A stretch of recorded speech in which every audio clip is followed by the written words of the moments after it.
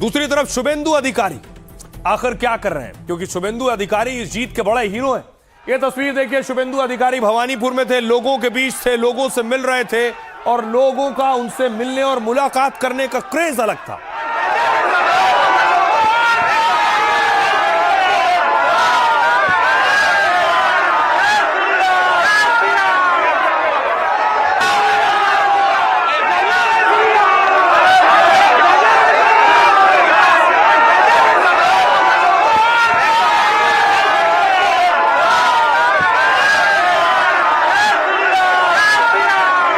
अब आइए आपको बताऊं, जहां शपथ होनी है उसकी तस्वीर सामने आ गई। पहली बार आप देखने जा रहे हैं शपथ ग्राउंड की तस्वीर।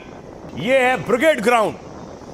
पीछे आप विक्टोरिया देख रहे हैं, ब्रिगेड ग्राउंड में शपथ होनी है। 9 मई को शपथ होनी है। शपथ की तैयारी शुरू हो गई है, कारपेट पहुंच गई है, कुर्सियां पहुंच गई हैं। भव्य शपथ है। अब आप इस शपथ की अहमियत ऐसे लगाइए कि पहली बार बंगाल में बीजेपी की सरकार बनने जा रही और इसलिए शपथ में जश्न और भव्यता भी 10 गुनी होगी।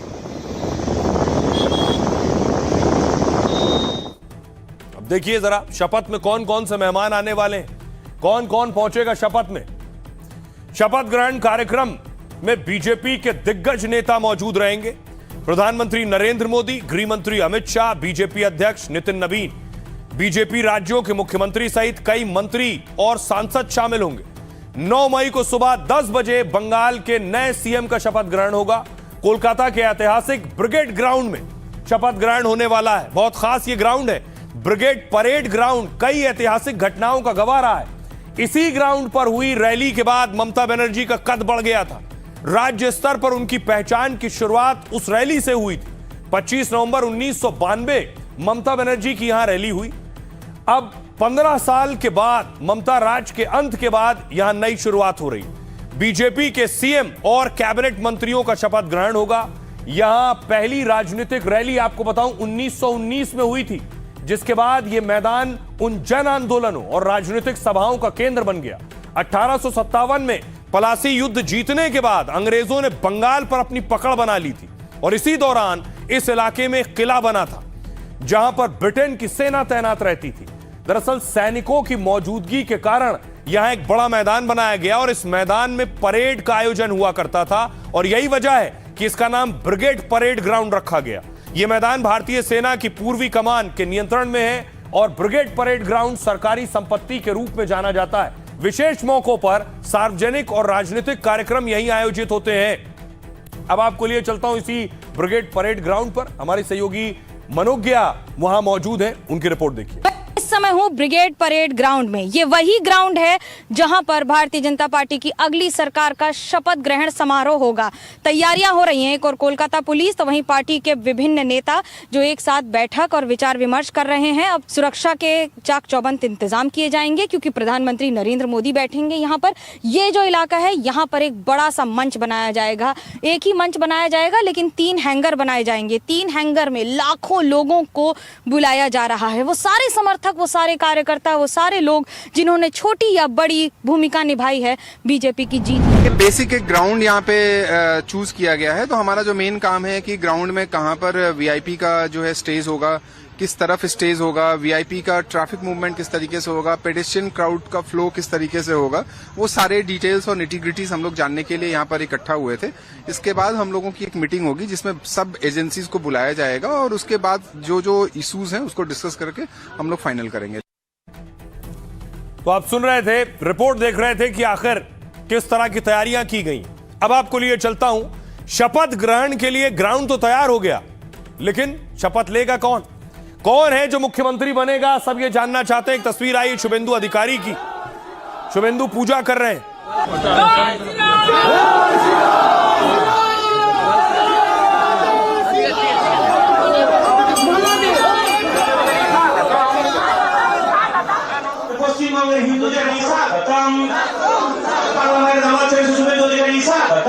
तो अब शुभेंदु की तस्वीर इसलिए दिखा रहा हूं क्योंकि शुभेंदु ही सुर्खियों में है। मुख्यमंत्री भी क्या शुभेंदु अधिकारी ही बनने वाले हैं?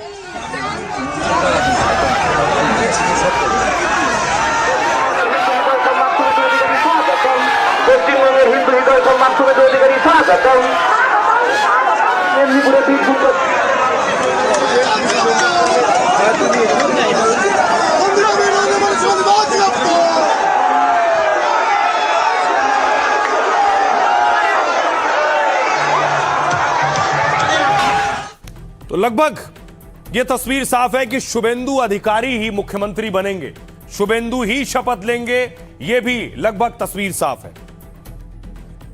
कुछ इस तरह बंगाल में ऐतिहासिक जीत के बाद सीएम के नाम पर सस्पेंस लगभग खत्म हो गया है। सूत्रों के मुताबिक ममता को हराने वाले शुभेंदु अधिकारी नए मुख्यमंत्री होंगे। कल शाम को कोलकाता में बीजेपी विधायकों की बैठक होगी। इसमें शुभेंदु अधिकारी को विधायक दल का नेता चुना जाएगा। प्रदेश अध्यक्ष समीक भट्टाचार्य नाम का प्रस्ताव रखेंगे। गृह मंत्री अमित शाह इस बैठक में पर्यवेक्षक के तौर पर मौजूद होंगे। विधायकों के साथ बैठक के बाद विधायक दल के नेता के नाम का ऐलान होगा और इसके बाद विधायक दल का नेता सरकार बनाने का दावा पेश करेगा। बंगाल में बंपर जीत के बाद शुभेंदु सीएम की रेस में आगे चल रहे थे।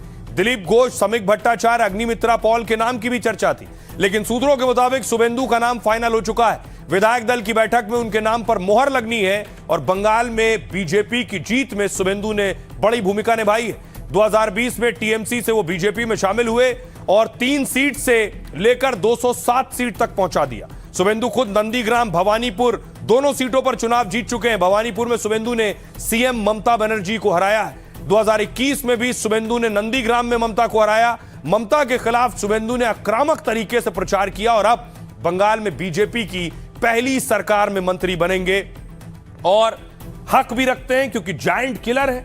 2 बार ममता बनर्जी को हराया है। सुनिए सियासतदान। इस बार इसलिए रियल परिवर्तन आया, एक राष्ट्रवादी डबल इंजन सरकार आ गया है। विकास करेगा, प्रगति करेगा, तरक्की करेगा, बंगाल को सीमा को सुरक्षित रखेगा, माँ बेटी बहन को सुरक्षा प्रदान करेगा। मैं जनता के साथ रहता हूँ, जनता मुझे प्यार करता है। विधायक दल का बैठक कल हो जाएगा शाम को और शपथ ग्रहण ब्रिगेड पैरेड ग्राउंड में 9 तारीख 10 बजे टाइम रखा गया। गंगोत्री से गंगा सागर डबल इंजन सरकार नरेंद्र मोदी जी के नेतृत्व में, यही तो सबसे बड़ा ब्रह्म मुहूर्त है हमारे लिए। तो बीजेपी अध्यक्ष कह रहे हैं ब्रह्म मुहूर्त है हमारे लिए। एक और नेता है, चुनाव तो वैसे बाकी सारे हार गए हैं लेकिन अपनी सीट जीत गए हैं, हुमायूं कबीर, वो भी जश्न मना रहे हैं, सड़कों पर निकले मुर्शिदाबाद में।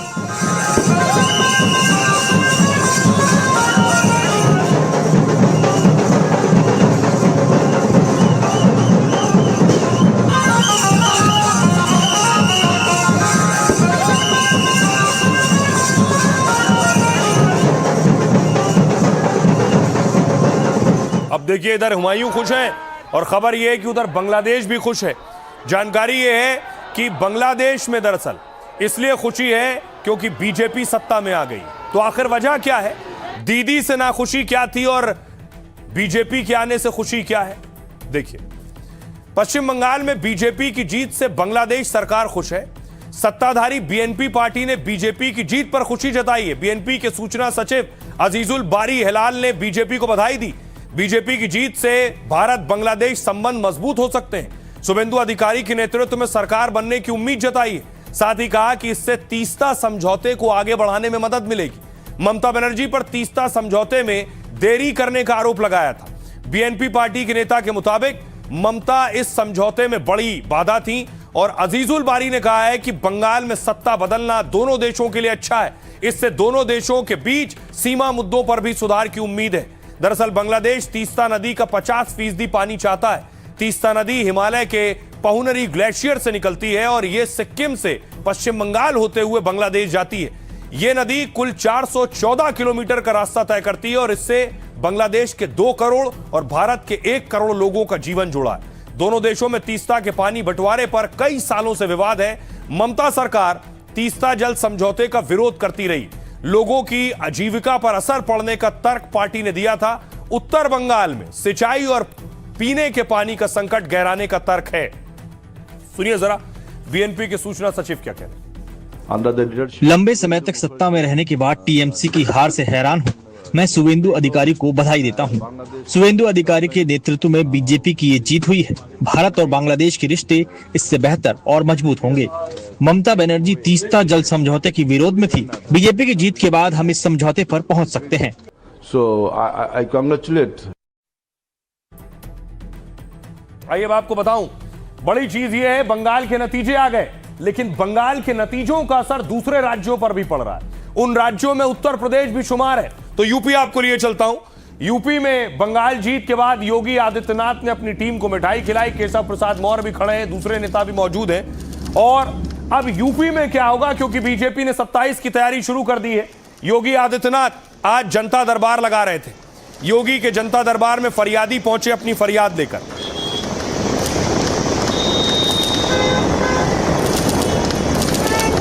और उसके बाद योगी आदित्यनाथ पहुंचे वाराणसी।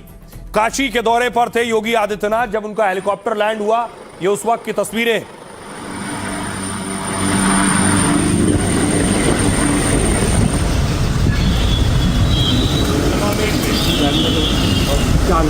हालांकि इससे पहले ही अफसरों से सीएम ने जो है। अब इसके पीछे दिलचस्प खबर यह है कि अखिलेश यादव ने उनसे नाता तोड़ लिया है जिन्होंने ठेका लिया था डीएमके को जिताने का और दीदी को जिताने का। दोनों हार गए। भारतीय जनता पार्टी का 10 नंबरी मॉडल है, 10 नंबरी मॉडल। अब आपको बताऊं कि दरअसल अखिलेश यादव ने एक कंपनी के साथ खुद की पार्टी को जोड़ा था 27 की तैयारी के लिए, ऐसी खबर आई। लेकिन वो जो कंपनी थी वो कंपनी डीएमके को और दीदी को जिताने का काम कर रही थी और दोनों ही हार गए। तो अब देखिए अखिलेश ने क्या किया 27 के लिए। बंगाल चुनाव के बाद अब यूपी पर फोकस बढ़ता जा रहा है। ऐसे में सपा ने बंगाल तमिलनाडु नतीजों से सीख ली। अब यूपी चुनाव में आईपैक से काम नहीं कराएगी सपा। इसका ऐलान खुद सपा अध्यक्ष अखिलेश यादव ने किया। लखनऊ में प्रेस कॉन्फ्रेंस में अखिलेश यादव ने माना है कि सपा 2027 चुनाव में आईपैक से काम नहीं करवाएगी। अखिलेश ने कहा कि उन्होंने कुछ समय हमारे साथ काम किया, लेकिन अब हमारे पास उन्हें देने के लिए पैसे नहीं है। यानी अब सपा आईपैक से चुनावी रणनीति नहीं बनवाएगी। दरअसल आईपैक एक चुनाव रणनीति बनाने वाली कंपनी है जो देश में कई पार्टियों के चुनाव कैंपेन से जुड़ी हुई थी। बिहार के प्रशांत किशोर इस कंपनी के कभी मुखिया हुआ करते थे। उन्होंने बीजेपी, उद्धव ठाकरे, केजरीवाल के साथ काम किया। हालांकि पीके आईपैक छोड़ चुके हैं और बिहार में 25 चुनाव में उतरे थे। लेकिन आईपैक कंपनी ने बंगाल में ममता के लिए रणनीति बनाई, तमिलनाडु में डीएमके स्टालिन को जिताने के लिए काम किया, मगर दोनों ही राज्यों में आईपैक की रणनीति फ्लॉप हो गई।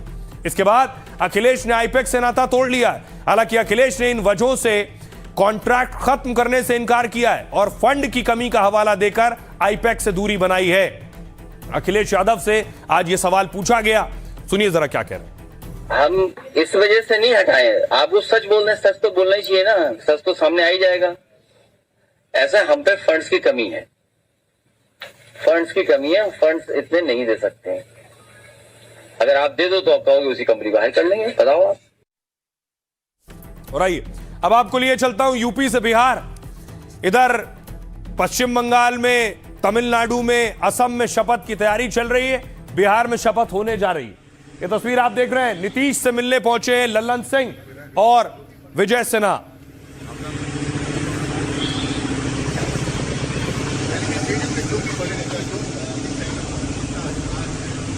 और खबर यह है कि नीतीश कुमार के सुपुत्र निशांत दरअसल शपथ ले सकते हैं। तैयारी यह है क्योंकि निशांत को पहले माना जा रहा था कि निशांत डिप्टी सीएम की शपथ लेंगे, लेकिन अब सम्राट के मंत्रिमंडल में निशांत की एंट्री होगी। देखिए, बिहार में सम्राट कैबिनेट का कल विस्तार होने वाला है और नीतीश के बेटे निशांत कुमार मंत्री बन सकते हैं। सूत्रों के मुताबिक निशांत पहले इसके लिए तैयार नहीं थे, लेकिन नेताओं से बातचीत के बाद वो इसके लिए राजी हो गए। इस वजह से कल निशांत की सद्भावना यात्रा रद्द कर दी गई और सूत्रों के मुताबिक उन्हें समाज कल्याण विभाग सौंपा जा सकता है। नीतीश के बेटे निशांत अभी किसी सदन के सदस्य नहीं है। जेडीयू कोटे से 2 मंत्री पहले ही सरकार में और बीजेपी जेडीयू के साथ सहयोगी दलों के मंत्री भी शपथ लेंगे। कौन कौन शपथ ले सकता है? निशांत कुमार, श्रवण कुमार शपथ ले सकते हैं सम्राट कैबिनेट में। अशोक चौधरी, सुनील कुमार का नाम चल रहा है। जमा खान, मदन सहनी का नाम है। बुलो मंडल और लेसी सिंह का नाम है। शीला मंडल और भगवान सिंह कुशवाहा का नाम है। रत्नेश सादा और दामोदर रावत का नाम है। ये संभावित मंत्री हो सकते हैं सम्राट चौधरी की कैबिनेट के। सुनिए सियासतदानों। कौन बनेगा नहीं बनेगा इससे क्या फर्क पड़ने वाला है? निशांत जी का भी नाम आ रहा है। अब जो लोग हों भाई, बने ना बने, हमने तो विधानसभा में कह ही दिया ना भाई, अब तो मेरे ऊपर परिवारवाद का आरोप नहीं लगेगा और नहीं लगाना चाहिए अब उन लोगों को। कहती कुछ है, करनी कुछ है, उन लोगों का तो है ही। बड़ी संख्या में लोग यहाँ जुटने वाले हैं।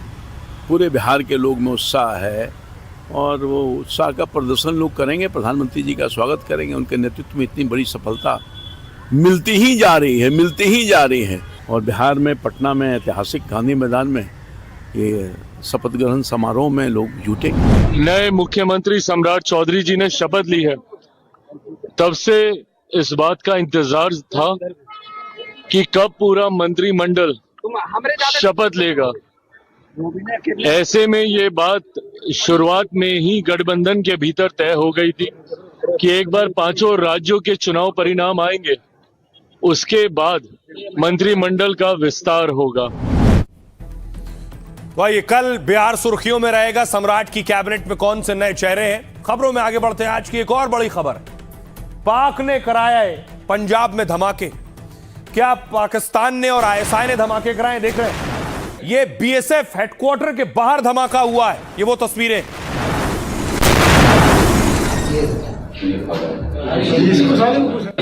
पुलिस की गाड़ी है।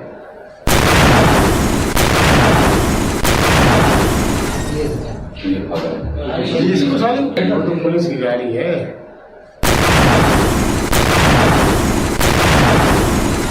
और उसके बाद देखिए जरा धमाके के बाद की तस्वीर आई। ये वो जगह है बीएसएफ हेडक्वार्टर के पास जालंधर में, धमाके के बाद।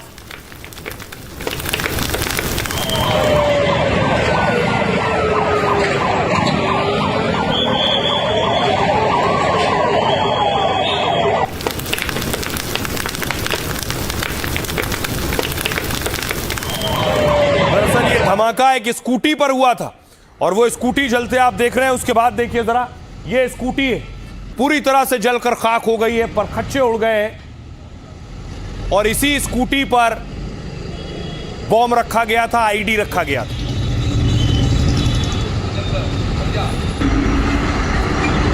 उसके बाद मौके पर बीएसएफ पहुंची है।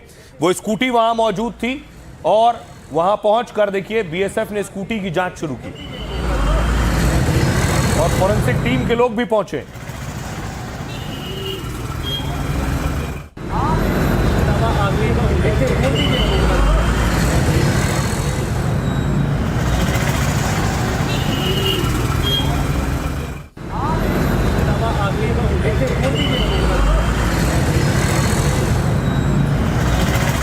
अगली तस्वीर आपको दिखाऊं। उसके बाद बीएसएफ पहुंची, क्योंकि बीएसएफ हेडक्वार्टर के पास यह धमाका हुआ था।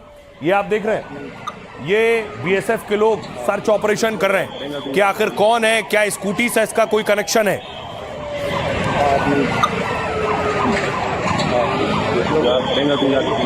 अब आपको बताऊं, धमाका सिर्फ जालंधर में नहीं हुआ, 2 जगह धमाके हुए। कहां धमाके हुए देखिए जरा। ये मैप आप देख रहे हैं, अमृतसर और जालंधर दोनों में 90 किलोमीटर की दूरी है। एक आर्मी हेडक्वार्टर है, एक बीएसएफ हेडक्वार्टर है। अब आपको बताऊं कि आखिर ये जो धमाका हुआ बीएसएफ हेडक्वार्टर में, ये कैसे अंजाम दिया गया। स्कूटी में धमाका हुआ पंजाब के जालंधर में। जब रात के करीब 8 बज रहे थे, तब हाई प्रोफाइल एरिया रोज की तरह बहुत व्यस्त था। तभी अचानक बीएसएफ हेडक्वार्टर के बाहर धमाका हो गया। ब्लास्ट के बाद वहां रखी एक स्कूटी में आग लग गई। धमाके की आवाज और आग लगते ही हड़कंप मच गया। पहले कहा जा रहा था कि डिलीवरी बॉय की स्कूटी में ब्लास्ट हुआ है, मगर सीसीटीवी और पुलिस जांच में धमाका स्कूटी में नहीं हुआ, बल्कि बीएसएफ मुख्यालय के पास एक संदिग्ध नजर आया जो पीएपी चौक की ओर से रॉन्ग साइड से पैदल आता दिखा। वो सीधे उस जगह पहुंचा जहां फुटपाथ पर एक्टिवा खड़ी थी। युवक ने पॉलिथीन में लिपटा हुआ एक पैकेट वहां छोड़ा और पैकेट को रखते हुए उसने बस अड्डे की ओर दौड़ लगा दी। इसके कुछ सेकंड के बाद ही वहां जोरदार धमाका हुआ गया। दावा है कि बीएसएफ हेडक्वार्टर के बाहर जिस स्कूटी के पास धमाका हुआ वो बीएसएफ के एक रिटायर्ड जवान की है। उनका बेटा पार्सल लेने आया था, हेलमेट नहीं पहना था, तो जवानों ने उसकी एक्टिवा बाहर रोक दी। हालांकि युवक को हिरासत में लेकर पुलिस पूछताछ कर रही है। एनआईए की टीम भी धमाके वाली जगह पहुंच चुकी है और उससे पहले फॉरेंसिक टीम ने भी सैंपल जुटाए। डीजीपी गौरव यादव ने घटनास्थल का जायजा लिया। ब्लास्ट के बाद चंडीगढ़ में हाई अलर्ट सुरक्षा बढ़ा दी गई है और पंजाब पुलिस के मुख्यालय के गेट को बुलेट प्रूफ कर दिया गया है। जवानों की तैनाती बढ़ाई गई है और आने जाने वालों पर नजर रखी जा रही है। सुनिए जरा इस घटना के बाद पंजाब के डीजीपी क्या कह रहे हैं। मल्टीपल टीम साडी काम कर रही हैं, ਉਹ ਹਿਊਮਨ ਇੰਟੈਲੀਜੈਂਸ, ਟੈਕਨੀਕਲ ਇੰਟੈਲੀਜੈਂਸ ਤੇ ਫੋਰੈਂਸਿਕ ਇਨਪੁਟਸ ਨੂੰ ਇਨਵੈਸਟੀਗੇਟ ਕੀਤਾ ਜਾ ਰਿਹਾ ਹੈ। ਪ੍ਰਾਈਮਾ ਫੇਸਾਈ ਜਿਹੜਾ ਐਕਸਪਲੋਜਨ ਸੀਗਾ ਲੋ ਇੰਟੈਂਸਿਟੀ ਦਾ ਸੀਗਾ, ਜਾਂ ਤੇ ਟਾਈਮਡ ਐਕਸਪਲੋਜਨ ਹੈ ਜਾਂ ਰਿਮੋਟ ਤੋਂ ਕੀਤਾ ਗਿਆ। ਇੱਕ ਖਾਲਿਸਤਾਨ ਲਿਬरेशन ਆਰਮੀ ਦਾ ਕਲੇਮ ਆਇਆ ਜਿਸ ਨੂੰ ਅਸੀਂ ਵੈਰੀਫਾਈ ਕਰ ਰਹੇ हैं। सोचिए जरा डीजीपी के लिए कितनी बड़ी चुनौती। जालंधर में धमाका हुआ, अमृतसर में भी ब्लास्ट हो गया। आखिर कौन है इन धमाकों के पीछे, क्या एएसआई है? तस्वीर देखिए जरा, ये सीसीटीवी है, आर्मी हेडक्वार्टर है, आर्मी हेडक्वार्टर के बाहर का सीसीटीवी।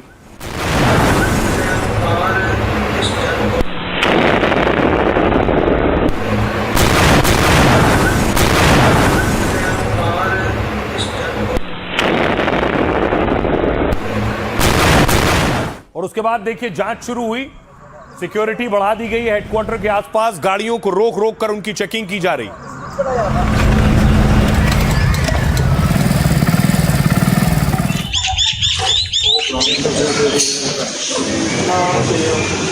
अब देखिए अमृतसर में आर्मी हेडक्वार्टर पर कैसे अटैक हुआ।